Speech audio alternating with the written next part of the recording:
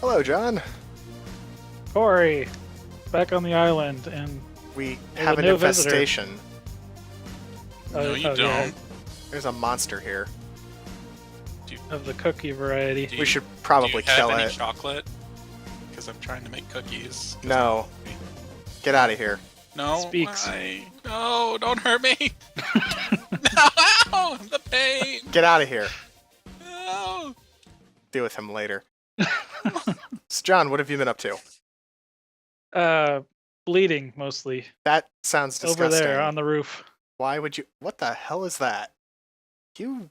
Okay, please tell me the spires aren't made out of your blood, because that's just disgusting. Actually, no. I went over to this volcano across the sea, grabbed a whole bunch of basalt from it, made some bricks, made it into a more appropriate-looking blood temple. I'm not going over there.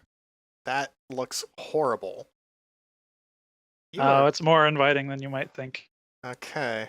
Well, for now, I'm going to take your word for it. Maybe I'll go visit some other time when I'm not afraid for my life or of catching something terrible. I mean, bleeding everywhere. That can't be healthy or sanitary.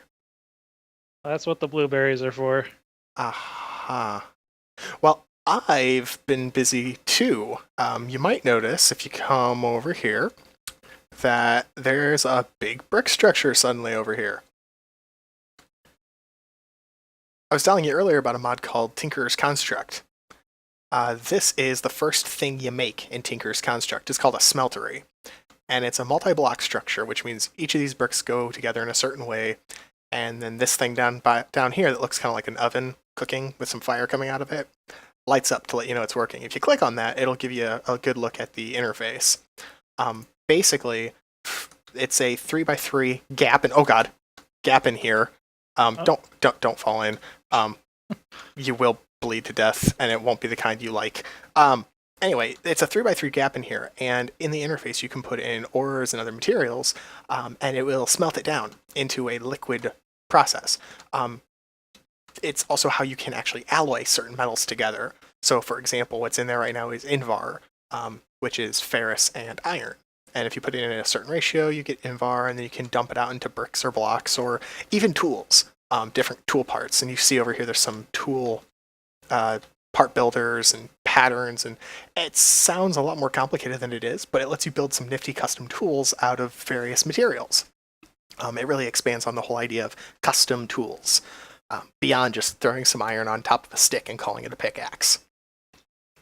So you can create alloys using this furnace, right? And that's something you couldn't do with that redstone furnace. That's right. The redstone furnace will only let you cook, say, a dust or a single item into whatever it would normally cook into. This lets you cook several items all at once, and it allows you to make alloys, but more important than that, it also lets you get liquid metal. And the fact that it's liquid is what allows you to make castings of certain tool parts that you otherwise couldn't do. The only difference is this takes a lot longer than the redstone furnace, and it burns directly through lava rather than using power. The taller you make it, though, and I think it can go up to a max of 8 high. Right now, this is a 3 stack. You can tell because it's the number of actual stacks in the top. Like, this is a little less than half tall. The taller you make it, the more efficient it is, because if it cooks more material, it uses less lava per item. But it's slow, and it's difficult to automate, so it has a very specific purpose. But you can't really do anything else or you can't get that same effect through anything else, so it's pretty invaluable to have one. All right. Also, if you head this way, towards the end of our last episode, we attacked, some skeletons and had some fun over this way. Well, I completed the top of my tower, which I think I showed only a little bit in the last episode. So doing a quick recap, the top is made out of clear glass, which incidentally, where'd you go? There you are. Clear glass is one of the items that you can get from tinkerers. So that smeltery, you can actually put other items in. It doesn't have to be metal.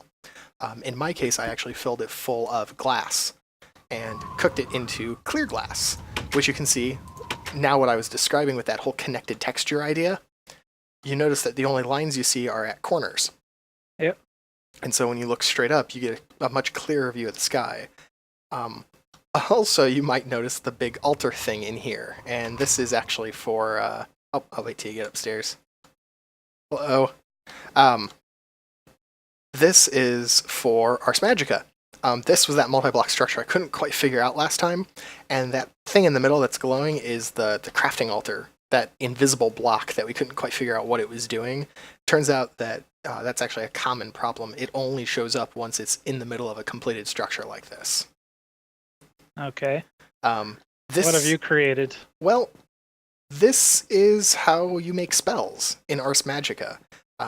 The base of the base material is witchwood, which you can apparently use up to like 6 or 7 different things. The book explains all this in much better detail, but the type of wood you use, or the type of material you use for the base, and these 5 caps, these are iron, which are they're decent but not great, determine how the maximum power of spells you can actually make. So this is beginner sort of maybe middle of the road altar for making spells. And I'm actually going to showcase a little bit of how the spell making process works here at the beginning here, before we go our separate ways, just to give you an idea. So the spell I made last time is a digging spell. It has the ability of touch, the shape of touch, and the combination of dig, which means that when I cast it, whatever I'm touching, I should dig up, is the idea behind it. Now to do that, this book actually tells you a materials list on what will you need to throw into that altar in order to make this thing work, in order for it to actually finish off the spell. So I'm going to dump some materials in here to make some room in my inventory. And I know I need this fish, clay feather, vintium, parchment, orange rune, blank rune. I think that's all I need. Let's see. Blank rune, vintium, feather, fish, clay, orange, and parchment. Okay, so let's go back upstairs. And what I'm going to do is I'm going to take this book that I made, and I'm going to right-click on that altar. Now that book's there. Now to get the book to start triggering, I need to pull that lever and throw in a blank rune into the center here. Oh, Ooh. and that's telling me I need to put in vintium dust, so I'll put in one of those. Now feather. Yeah, and it makes some pretty cool effects too. You can see it kind of swirling around in there. Now fish. Oh, that's getting a little bit more wild. Now clay. And an orange rune. Iron shovel. Pickaxe. And finally a spell parchment, and I have a spell. Now the spell starts out unnamed, so I'm going to right click and I'm going to give it a name, which it automatically defaults to a name that you give it at the book, which in this case is Dirt Punch. And you get to pick a symbol that you can use for it. And I'm just going to go with this brown symbol. Now if I hit escape, now it should, now it exists as an item on my hotbar called Dirt Punch. And I should be able to just right click on an item. Oh. Oh. That made a noise, and actually something new popped up in my book that I don't have on me. Whoop. Careful there. Where did I put my book? Uh-oh.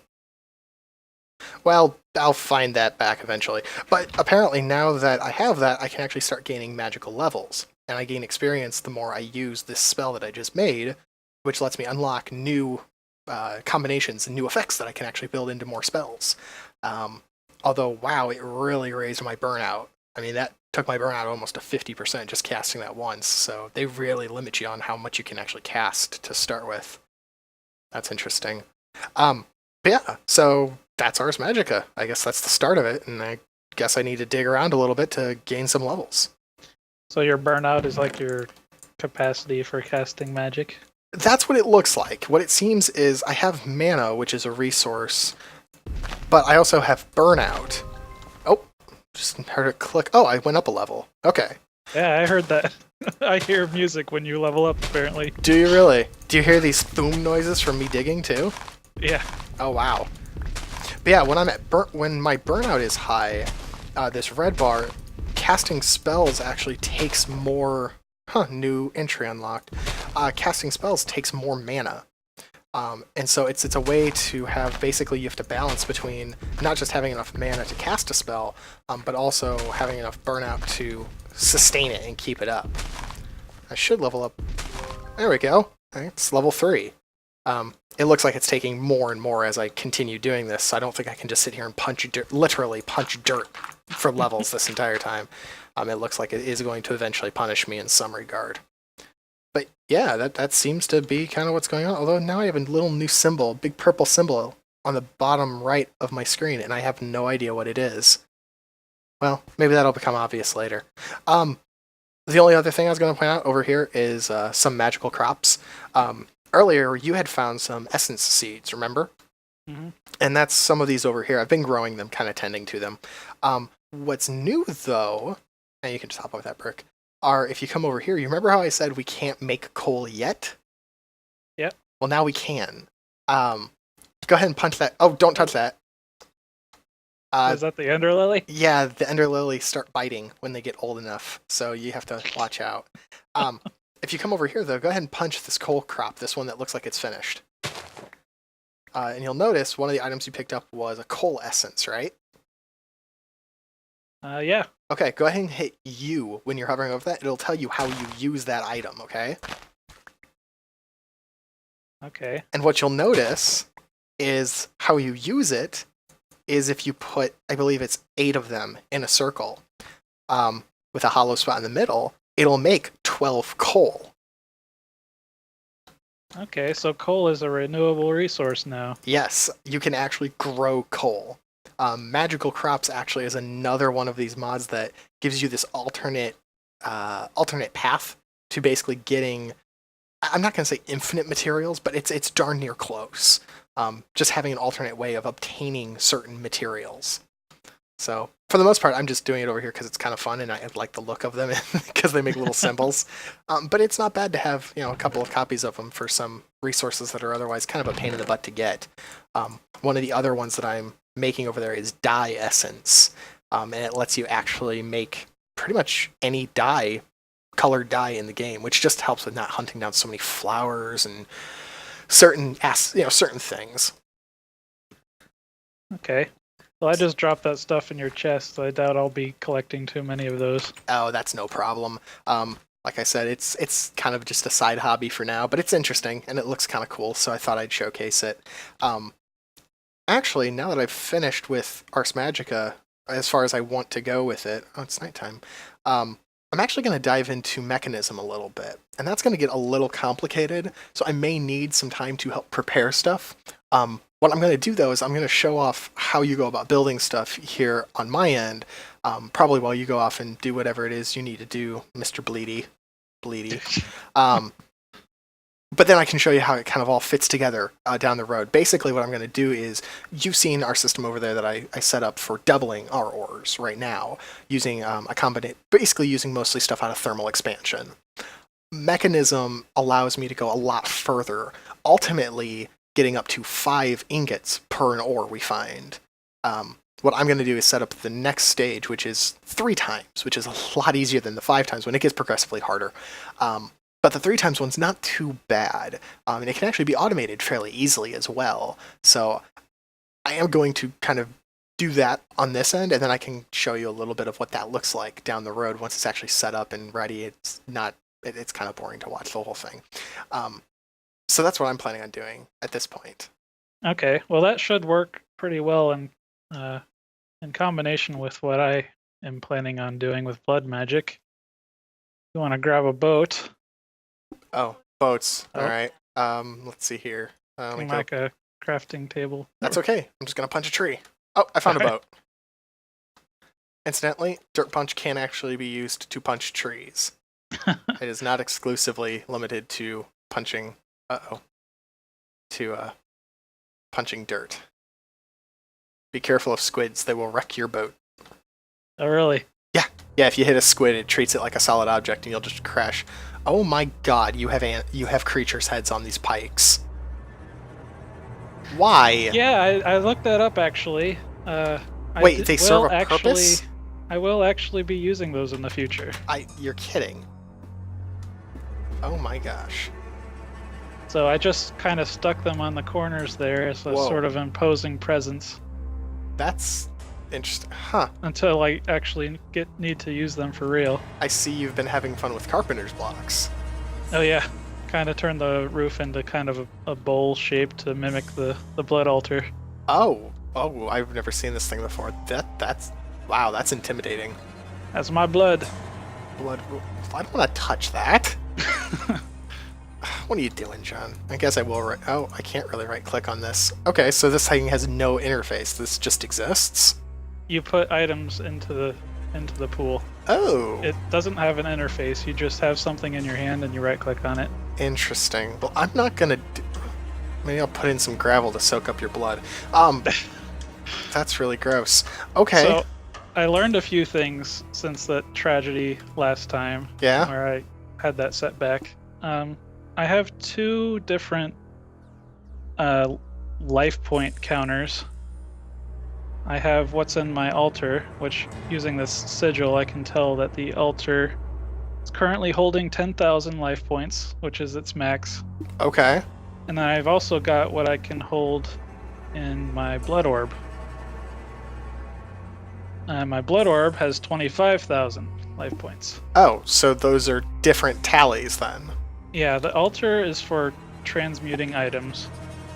And then the blood orb is for powering spells and sigils and things like that. Incidentally, I looked up the sigils that are available. You go into not enough items and search sigil, S-I-G-I-L. You can see. I think I'm going to start with the sigil of the fast miner. That sounds useful. Oh, where's that? Whirlwind, Phantom Blade, Magnetism, Dome, Blood Lamp. What am I missing? Water, Lava, Void, Air. Oh, there it is. I skipped right over it. Keep going and going. Okay. So you're going to become the Energizer Bunny. So the way you create those slates is you drop a smooth stone into the altar. Wait for a while, it absorbs a bunch of blood and becomes a blank slate. And then you put that blank slate in,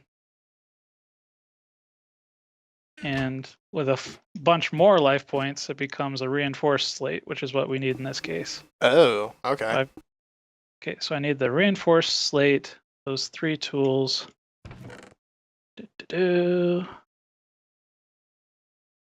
And a bunch of smooth stone. There's the stone. Okay. Let's go in the corners. Is that actually a portable tank full of blood? I don't think it's full of blood right now, but Oh. I think I can use it to store blood. Okay, because it's full of something red. Oh. Well, I didn't put anything into it. Maybe it was given to me that way. That So was you have a reward tank I got of. from the quest book. So you have a tank of somebody else's blood, is what you're telling me. Sounds like it. Okay. The sigil of the fast miner. I'm not really sure how this works. Oh, it looks like it didn't consume your orb either. No, they don't. Which is Cool. handy, So the 'cause orb these is basically orbs- a catalyst. Yeah, these orbs are kind of a pain to make, so that's a good thing. I guess we could test this out in that shaft over there.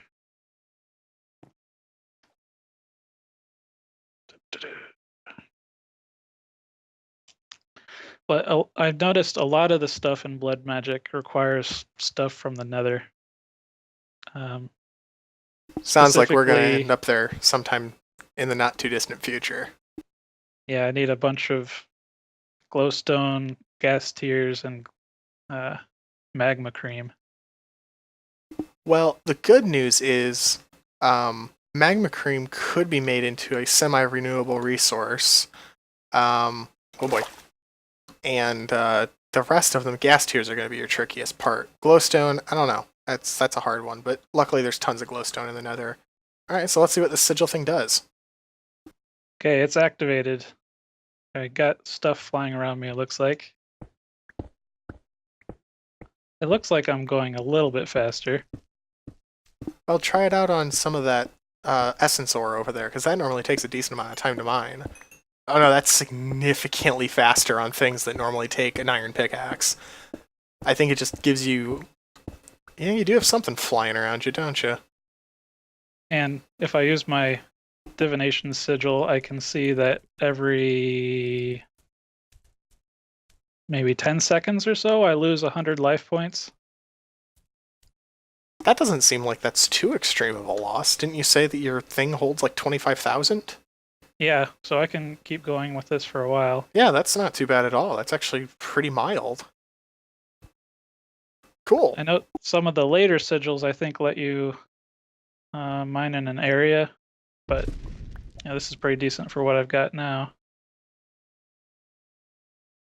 What else can I make? There's the air sigil, which I will need the gas tier for. I can't make that yet. The lava sigil will actually let me make lava using my blood. Okay. That requires magma Whoa. cream. I hear fire. Oh yeah, you mentioned that. Oh, damn it. I know what it is. Go north. Or not north. Go this way. This is still going on. So I was down here earlier, and... Oh, maybe it's not through here. I don't know. It's close to here anyway. I'm not going to mess with it. But basically, I was messing around down here trying to find just materials, and suddenly heard fire everywhere. And for the life of me, could not figure out what was going on. I came up here, I think. And I must have, yeah, I came up here. And was just exploring around, because this is actually a pretty cool cave system. But over here, I noticed there was some oil. And this looks like a mess because I've blocked this up at this point. But if you come this way, taking care to avoid getting stuck in oil anywhere. Is it still going? Damn it, it is. It turns out that oil is combustible. Who knew? And it got sparked somewhere, and this massive oil spout down here has been on fire forever. And it just doesn't stop. That's a shame. And I've tried everything I can think of to make it stop, other than just going through and plugging up all of this not oil with... I mean, it goes all the way as far as down here. I mean, it's all over the place. So I'm not 100% sure on exactly how to stop this. But I'm gonna... I don't know. I decided to stop worrying so much about it just because it didn't seem like it was hurting too much, other than obviously this oil is completely unusable at this point. But there's a ton of oil over here. So it's a shame that this one is pretty much worthless now. There's just nothing that can be done with it. Are you planning on using oil? Not if I can avoid it. Oil is cool, but I wish it worked better. Is how I'm going to answer that question, because I quit it. Because oh my god, let's get out of here. I'm so sick of this place. I wish it worked better. The problem is it's in such a limited supply. You can't really find a whole lot of it anywhere, and then you have to refine it into fuel for it to really be worth a damn. And by the time you do that, you lose some of the oil in the process by converting it, because I think it converts at a 2-to-1 ratio, but it makes it like 10 times the energy. But then there's only so many engines that will actually use fuel. And so you have to either go around collecting fuel at all these various random locations, and then you have to somehow transport it somewhere. And it's just, it's a nightmare of trying to get very scarce resources from a lot of distance away. It'd be more interesting if you could make it. And I think you can. I think there's an oil fabricating machine. But then what's the point? Because you're consuming so much energy to make it, you'll never make it back. So it's just one of those things that it's a cool concept. I just never found a great way to implement it that wasn't just for looks. The functionality has always been something that feels missing to me. Okay. I was mentioning it because I think we got an oil spout by your tower over there. We do, in fact. And I may eventually, like, I don't know, like set up an oil rig or something, just like I said, for looks, just because they do look kind of cool. I just don't know how. Oh, yeah, there's our stone platform. I just don't know how functional it'll be. So, I don't know. We'll see what the future holds, but it's not on my immediate to-do list. All right. Tell you what, I'm gonna go grab one really quick rather than going all the way back to base. I'm just gonna go find one, and then castle over here. Oh yeah. That's interesting. Did you build this? No.